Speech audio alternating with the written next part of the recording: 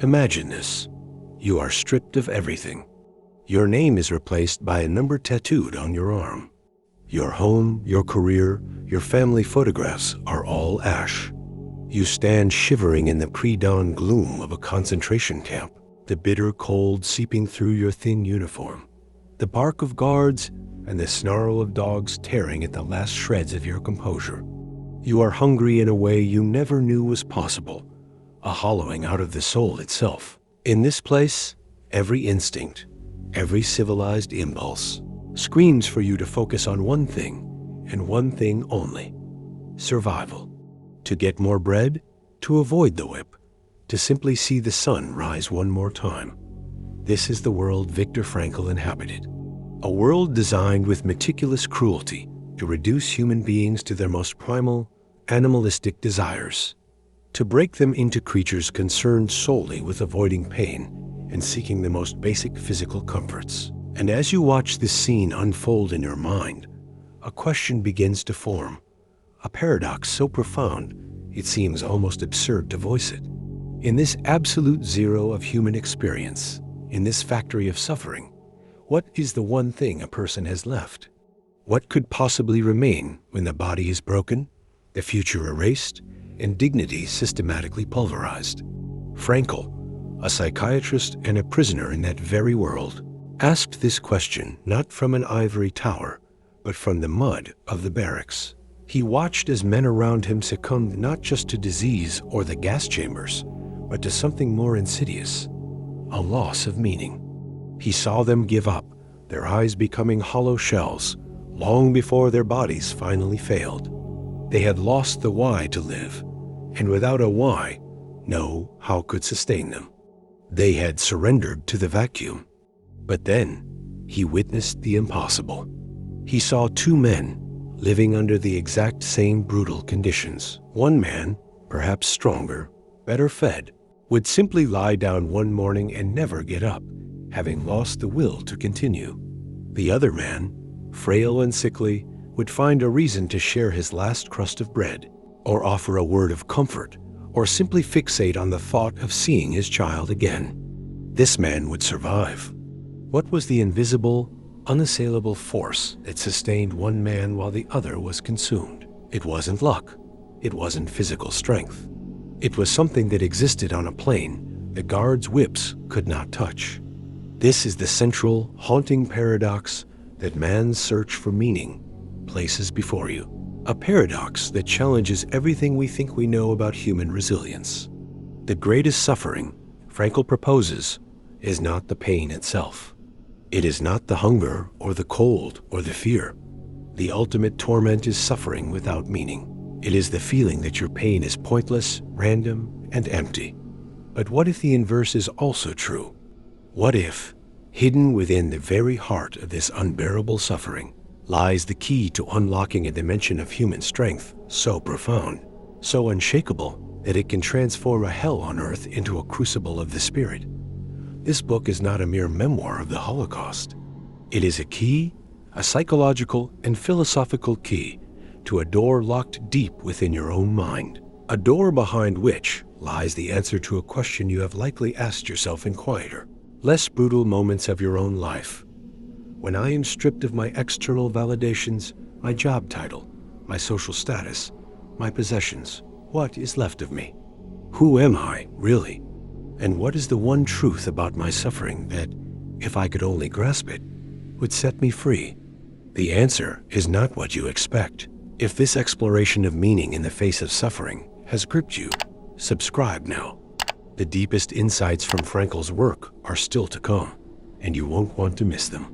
Let me know in the comments, what is your initial reaction to the idea that meaning is the key to survival? The invisible force that determined life or death in the camps was not a matter of chance or brute strength. Frankl, with the piercing clarity of a man who has stared into the abyss, diagnosed the root illness. It was a specific kind of emptiness, a vacuum of the spirit that was far more lethal than any typhus or tuberculosis. He called it the existential vacuum. This is the hidden problem, the silent epidemic that plagued the camps and, as Frankl argues, plagues modern humanity with a ferocity we are only just beginning to recognize. Imagine this vacuum not as an empty space, but as a negative force. In the camps, it was the feeling that this suffering served no purpose, that it was all a grotesque, meaningless accident. A man could endure immense hardship if he believed it was for a cause, for his family, for his faith, for a future testimony. But strip that away, convince him his pain is pointless, and his psychological immune system collapses. He becomes a hollow man, vulnerable to the despair that would ultimately claim his life. Frankl watched it happen. He saw men who had outwardly better chances of survival, stronger bodies, better connections, simply give up and die after a profound disappointment, like a missed letter from home or the crushing of a final hope. Their bodies didn't fail. Their meaning horizon vanished. Now, you might think this is a pathology exclusive to the extreme boundaries of human experience. But Frankl's genius was in seeing the existential vacuum as the underlying sickness of our time. He connects it directly to the work of thinkers like Freud and Adler, but pivots to a more profound dimension. If Freud focused on the will to pleasure and Adler on the will to power, Frankl identifies the primary, most human drive, the will to meaning. Our fundamental motivation is not to avoid pain or seek dominance, but to find significance in our existence. And here's the diagnosis that should send a chill down your spine. Our modern world, with its comforts and freedoms, has become an incubator for this vacuum. We have unprecedented means to live, but often no meaning to live for. We are no longer trapped by the instinctual drives of our ancestors. We have the liberty to choose, but in that liberty, we often find only the anxiety of choice. We fill the void with distractions, the frantic pursuit of wealth, status, pleasure, and numb entertainment. But these are just temporary analgesics. They are breadcrumbs when the soul is starving for a feast of purpose. You've felt this tension, that Sunday afternoon emptiness after a week of busy work. The quiet question that echoes in a moment of silence. Is this all there is? This is the hidden problem Frankl exposes. It is not that we suffer. Suffering is an inevitable part of life. The problem is that we have been culturally and psychologically disarmed. We have been taught that suffering is a meaningless interruption to be avoided at all costs, a sign of failure or a flaw in the universe's design. So when it inevitably arrives, the loss, the failure, the anxiety, we have no framework to understand it. We see it only as a negative, an enemy to be defeated. We rage against it, we numb ourselves to it, or we collapse under its weight, never suspecting that within its harsh texture might be hidden the very thing we are searching for. The consequence of ignoring this diagnosis is a life lived in quiet desperation, a comfortable, well-fed, yet spiritually barren existence, perpetually haunted by the ghost of a question it refuses to ask. But what happens when an entire society, built on avoiding this very question, begins to collectively feel the consequences of this void? The existential vacuum does not remain a private, personal ache. It metastasizes. It seeps from the individual psyche into the very foundations of our collective life, shaping a world that, in its frantic attempt to escape the void, only deepens it. Frankl saw this not as a future possibility, but as a historical reality. He argued that the rise of mass neuroses in the 20th century, the collective surrender to totalitarian ideologies, the allure of nihilism, were direct symptoms of this meaning deficit. When people cannot find a positive meaning to their lives, they will flock to any cause, no matter how destructive, that offers them a purpose, even a hateful one. Emptiness, he warns, is a vacuum that rushes to be filled. Look around at the architecture of our modern reality. We have constructed a world of unprecedented comfort, yet we see skyrocketing rates of depression, anxiety, and a pervasive sense of alienation. This is not a coincidence. It is a consequence. We are taught to pursue happiness directly, as if it were a trophy to be won. But Frankl, echoing the wisdom of the Stoics, who taught that happiness is a byproduct of virtue, posits that happiness cannot be pursued. It must ensue. It ensues as the unintended side effect of dedicating oneself to a cause greater than oneself, or from loving another person, or from embracing a task that demands your best. Our culture, however, has it backwards. We chase the feeling and wonder why it remains perpetually out of reach, leaving us more frustrated and empty than before. This misdirected pursuit creates a cascade of silent, unseen consequences. In our personal lives, it manifests as what Frankl might call hyper-intention, the desperate, self-sabotaging effort to force an outcome, like sleep or pleasure, which only makes it flee further. You lie in bed, desperately trying to fall asleep, and with every fiber of your being, you wish for it, which of course guarantees you will lie awake for hours. So too with happiness. The more directly you grasp for it, the more it crumbles in your hands. This leads to a society of what we might now call the burnout and the bored, those who are exhausted from the futile pursuit of ever-elusive milestones, and those who have given up entirely, retreating into a state of apathetic resignation, their lives defined by a quiet sense of insignificance. The stakes of ignoring this are not merely personal dissatisfaction. A society that cannot provide its members with a sense of meaning becomes a fertile ground for aggression, addiction, and despair. When life feels intrinsically meaningless, pleasure and power become the default, desperate substitutes. We see this in the escalation of consumerism, where self-worth is tied to possessions. We see it in the digital arenas, where status is fought over with venom and vitriol. These are the frantic, destructive gestures of souls trying to fill a void they do not understand. The ultimate consequence, as Frankl witnessed in the most extreme laboratory of human behavior, is that a man who sees no meaning in his life is not only unhappy, but may also become a danger to himself and others. He has nothing left to lose. But if this is the grim landscape shaped by the problem, where, in this desolate terrain, could the seed of a solution possibly take root? What could possibly grow in such barren soil? The solution Frankl offers is as radical as the problem is profound. It is not a technique for eliminating suffering, but a framework for transcending it by transforming its meaning. He does not hand you a shield to block life's blows. He teaches you how to stand so that every blow forges you rather than breaks you. The prescription is not a pill, but a pivot, a fundamental shift in the axis of your perspective.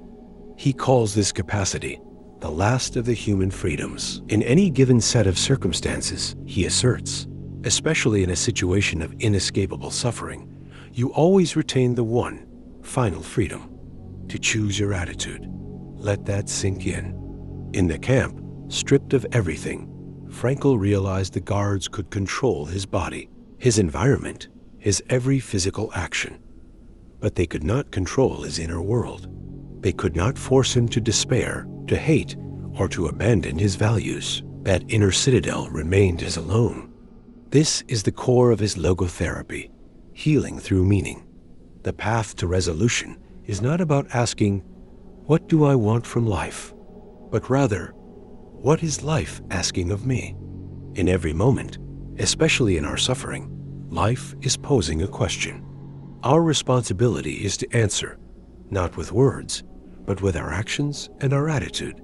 Frankl illustrates this with a powerful, heartbreaking analogy. He speaks of an elderly man who was utterly despondent after the death of his wife. He saw no point in living without her. Frankl did not offer empty comfort. Instead, he reframed the man's profound pain. He asked him, what if you had died first and your wife had to survive you? Imagine her suffering, the loneliness she would have endured. The man immediately saw the truth. By outliving her, by bearing this grief, he had spared her that same agony. His suffering had meaning. It was the price of his love for her. The suffering itself did not change, but its significance was utterly transformed from a pointless curse into a sacred, purposeful burden. This is the counterintuitive strategy. It is to find meaning, not in spite of your suffering, but within it. Frankl lays out three primary avenues to discover meaning in life. First, by creating a work or doing a deed, a project, a mission, a contribution that outlives you. Second, by experiencing something or encountering someone through love, through the beauty of art or nature, which connects you to something beyond yourself. And third, and this is the most crucial and often the only available path in unavoidable suffering, by the attitude we take toward our predicament. When we cannot change a situation, we are challenged to change ourselves. We are invited to turn a personal tragedy into a triumph, to turn life's negative into a human achievement. This is the secret the book has been guarding. At your greatest cross can become your greatest crown. But this raises a final, daunting question.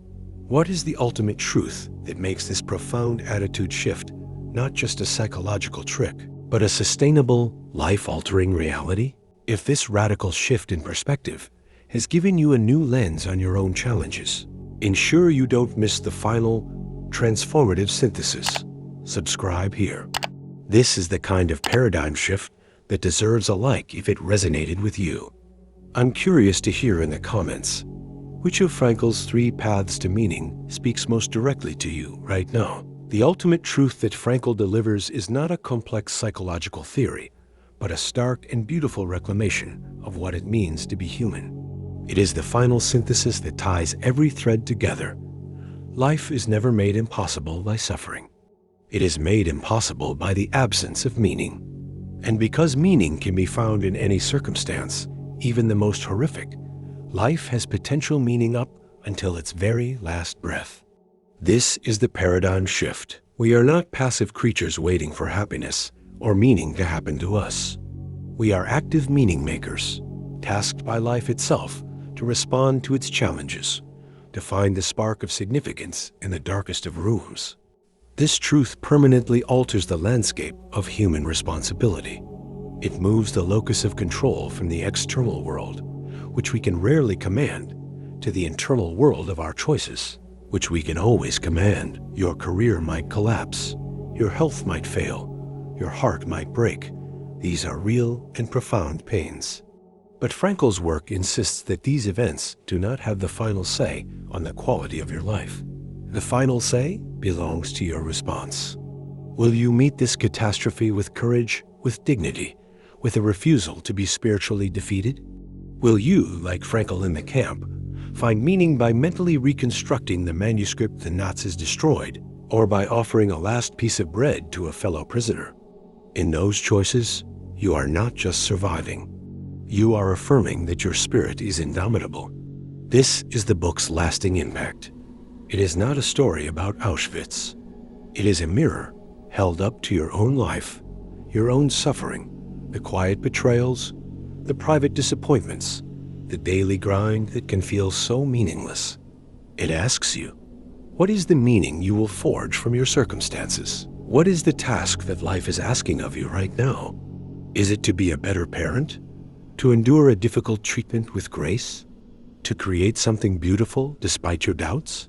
To simply stand firm in your values in a world that often rewards the opposite? Frankl leaves you with a poetic, haunting conclusion that our existence is a constant questioning, and we are the answer. We are the living response to the question of what it means to be alive. To live is to suffer. To survive is to find meaning in the suffering. The one truth about suffering is that it is not the end of the conversation. It is the beginning of the most important one you will ever have. Do not seek a life without challenges. Seek a challenge worth your life. And in that pursuit, you will not just find meaning.